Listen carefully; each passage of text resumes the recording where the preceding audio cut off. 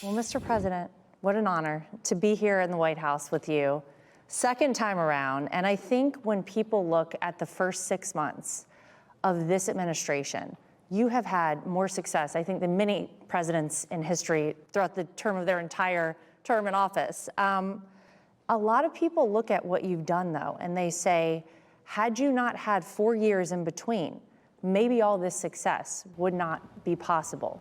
Do you agree with that? Well, experience is very important in life. I think talent is more important than experience, but if you can have them both, somehow it's a very good thing. But experience is very important. I think it also helped. It was very bad for the country, but it also helped to have 4 years of horror. What went before me was horror. And by comparison, I think anything looks good. And I don't want to demean what we've done, because we've done a lot of records, but what they've done to our country should never be forgiven. Allowing millions and millions of people to come into our country that shouldn't be here. It's such a big aspect of what we're doing now with the borders, and it could have been so easy. When I gave over the country, the border was great. Now it's better than it was, but it was much worse than it was in 2016 when I took it over. That was a border problem also. But I think when people see the horror show that we had for 4 years, an absolute horror show, they tried to kill, it was almost like they tried to kill our country. And the beautiful thing is now we have the hottest country in the world. You know, I was with the King of Saudi Arabia, the leader of Qatar, the leader of UAE, and many other leaders at NATO, separately, a whole group, and every one of them virtually said, you have the hottest country in the world right now. And 6 months ago, they also said, we thought your country was dead. They actually thought it was dead, and it felt dead. We had not only no leadership, we had negative leadership. It was a regressive leadership. So I think that probably makes it look good too, but we've done a lot. Well, you know, throughout the 4 years, while you were not here at this White House, I know that there were some very dark times, some times where people counted you out, thought that you'd never come back, yet you're here right now. So in those moments, what was it that kept you going? Why is it that you are back here in this White House now, despite so many people saying it wasn't possible? Well, number one, I saw what was happening to the country. They were destroying our country. They were allowing people to come into our country from prisons, from mental institutions, gang members, the worst gang members in the world, make our gang members look like, you know, nice people. They were coming in at levels that nobody had ever seen before. No check-in, no vetting, no anything, just come into our country and do whatever you want. And I saw what was happening, and it didn't take long. I saw that they were going to go, I built hundreds of miles of wall. There were little sections that you had to fill in just to close it in. And I saw that they weren't going to build them. And I even called in, I said, when are you going to just put those little sections? Would have taken 3 weeks. And I said, you know, they want to have open borders. And that's what it was, open borders, no vetting. To me, that's, you know, inflation I've already taken care of it. So many of the other things, look at energy, look at fuel, look at this, so many things we've done. But, you know, that's a big job, getting thousands, hundreds of thousands of criminals out of our country, murderers. 11,888 murderers. Many of those people have killed more than one person. Think of it. Murderers kill more than one person, more than half of them.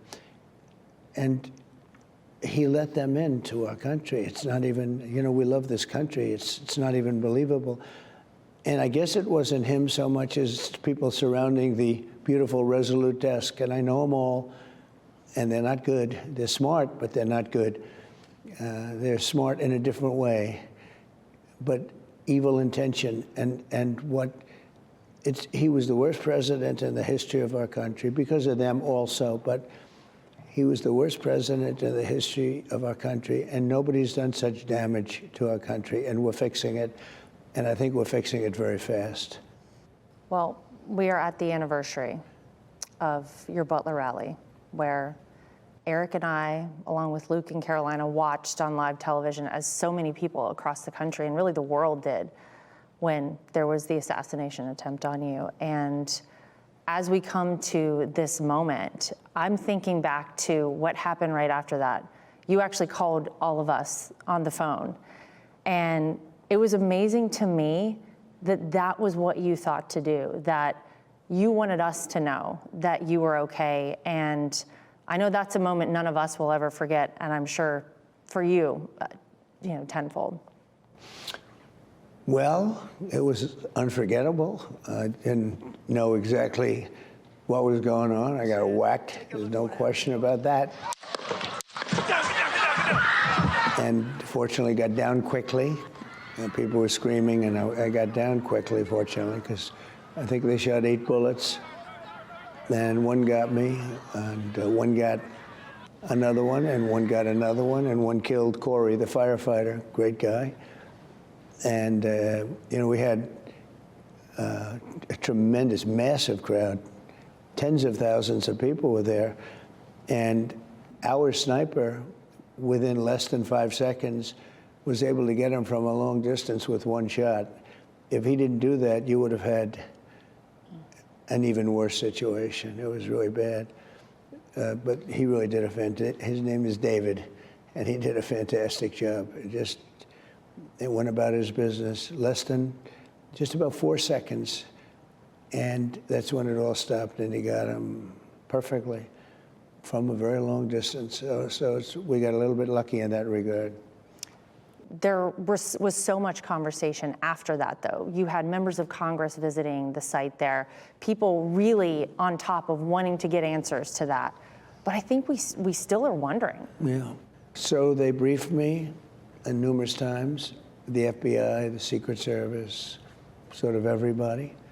DOJ, Pamela's doing I think she's doing a fantastic job. But they briefed me, and I'm satisfied with it. They should have had somebody in the building. That was a mistake. They should have had communications with the local police. They weren't tied in. And they should have been tied in. So there were mistakes made. And that shouldn't have happened. And that building was a prime building in terms of what they were trying to do. So, but I was satisfied in terms of the bigger plot, the larger plot. I was satisfied. And I have great confidence in these people. I know the people, and they're very talented, very capable. They had a bad day, and I think they'll admit that. They had a rough day. This is a very dangerous job, being president. I say a race car driver, 1% of 1%, think of that, die. It's not a lot. A bull rider, I think that's pretty dangerous. It's like 1/10 of 1%. Die, and with the president, it's like 5%. Why didn't you tell me this? I could have maybe made a different decision, but I wouldn't have made a different decision because we're doing so well. The country's back, and it's, as I said, everyone's saying we've got the hottest country in the world. Even doing this interview, I feel guilty because I'm supposed to right now be working. We appreciate it, though. Hey, Sean Hannity here. Hey, click here to subscribe to Fox News YouTube page and catch our hottest interviews and most compelling analysis. You will not get it anywhere else.